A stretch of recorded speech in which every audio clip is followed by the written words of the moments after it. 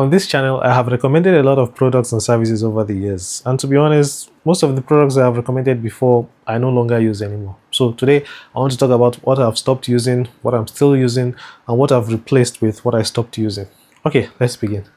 Number 1, Chipper Cash. My video on Chipper Cash virtual dollar card is one of the most viewed videos on this channel. And up to today, I'm still getting messages from people telling me that the video helped them in some way to pay for stuff online. But sadly, I no longer use Chipper Cash. The last time I logged into my Chipper Cash account was like years ago. And the reason why I stopped using Chipper Cash was because of their USD account. At some point, Chipper Cash made it possible for you to have a USD account. And I believe I made a video talking about how to create one. But if I remember correctly, eventually they started to make people pay to have that USD account. Now, I don't really remember how much they were charging. It was a monthly fee. And for me, it was very discouraging because let's just say maybe you earn through Amazon influencers or associates, and you're earning money every month, but there's a month when you don't earn money. You'll still have to pay for not using the account that month. Like every month you have to pay as long as you have the account.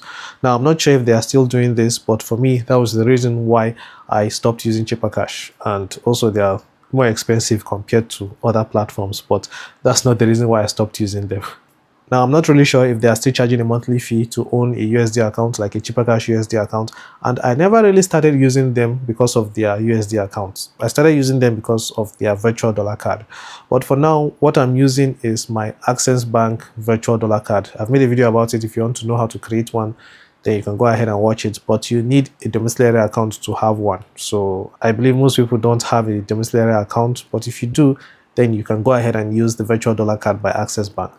Number 2, Gray. So Gray is another service that I've recommended before, and honestly, I still do recommend it, but not for everything.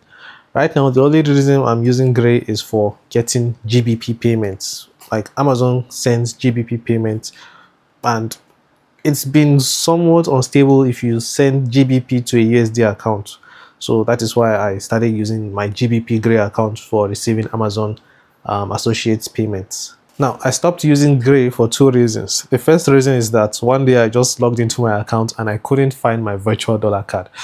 And since then, I didn't even bother to create another virtual dollar card. Like I said earlier, I use Access Bank for my virtual dollar card payments. So I don't really need a virtual dollar card from another platform unless it is very necessary. The second reason why I stopped using Gray is because of their $20 flat fee for a wire transfer to your USD account. I'm going to be honest, I don't really know the difference between ACH transfers and wire transfer. I want a platform that is very easy for the average user to be able to understand. So what I did was just look for another platform that offers a USD account and the deposit fees are very fair and decent.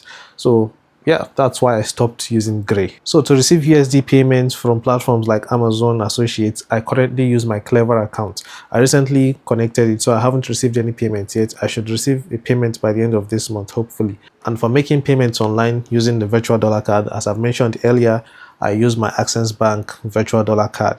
But I've heard that Naira cards can now make dollar payments online. I have not tried it yet, but if anyone has, please let us know in the comments. Number 3, GigPay. I really don't have much to say about GigPay. The first reason why I stopped using GigPay is because they also deleted my virtual dollar card without any reason.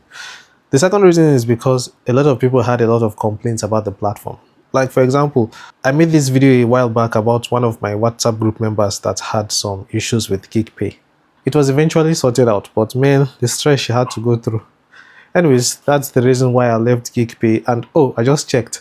They are now called Renest. Number 4, UBA. As for UBA, I'm specifically talking about their domiciliary account, not their Naira account. I just want to make that clear. So for now, I no longer use UBA domiciliary account, even though I recommended it in the past. The first reason why I stopped using it was because of their minimum of $50 in your account. To me, it didn't make sense.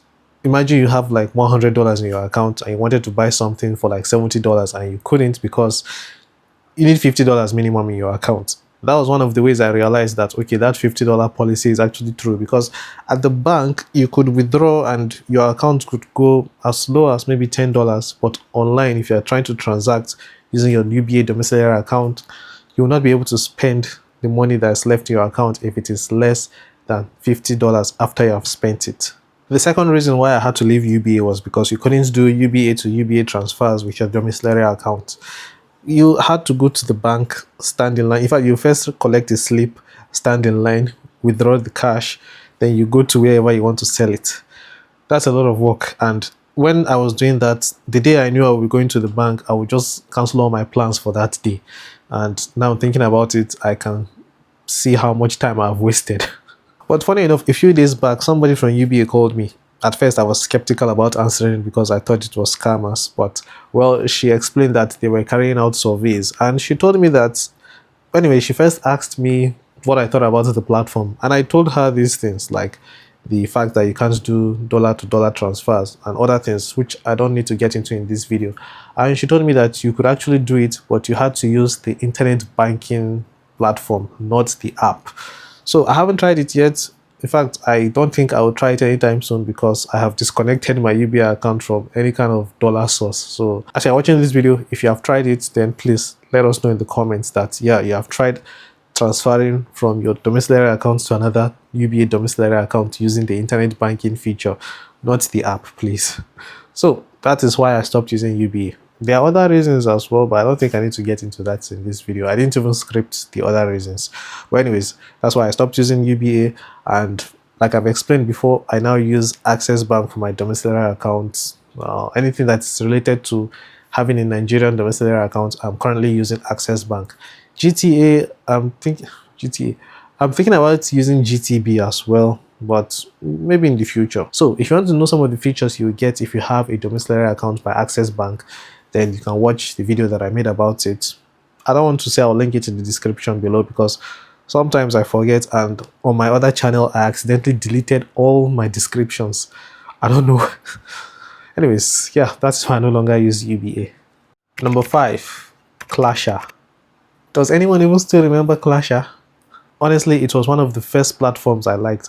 I even liked it compared to Chipper Cash at the time. But at some point, they made an update that made it inconvenient to fund your virtual dollar card. Like when you were ready to fund your virtual dollar card, you will get some extra fees that you didn't even plan for. It's not like the fees were very high, but it's just that they did not include the fees at the start of the process. So if you didn't have enough Naira in your account, then you have to send some more Naira. In fact, it was a mess. I think I made a video talking about that as well. But that was not even the main thing that made me stop using Clasher. At some point, their virtual dollar cards were failing for making payments online. It's got to the point that I had to look for another platform, and that's when I switched from Clasher to Chipper Cash, and now I no longer use Clasher. I don't use Chipper Cash either. And I guess that's all the platforms that I no longer use, even though I've recommended them in the past. So some of the platforms that I'm currently using are OPay, I use PalmPay, Access Bank as mentioned before. I still use PiggyVest, even though I stopped at some point, but I started using it again. I don't know if this is going to cause any issues for mentioning it in this video, but they don't take the 15 Naira stamp fee if you send more than 10,000 Naira to their account. Anyway, so I still use PiggyVest. And finally, I use Afri Investor. There are other platforms that I use as well, but I don't think I need to talk about them in this video. Maybe in the future I'll do that. Also, maybe I'll be making a video about the Afri Investor app so that you can use it for buying stocks and buying stocks. That's all. That's what you use it for, I think. So you can also mention the services you're using in the comments. I want to find something new, maybe something interesting, because I feel like I have not been finding out about new platforms to try. So let me know the services you're using in the comment, and yeah, I'll be seeing you in the next video. Take care and bye bye.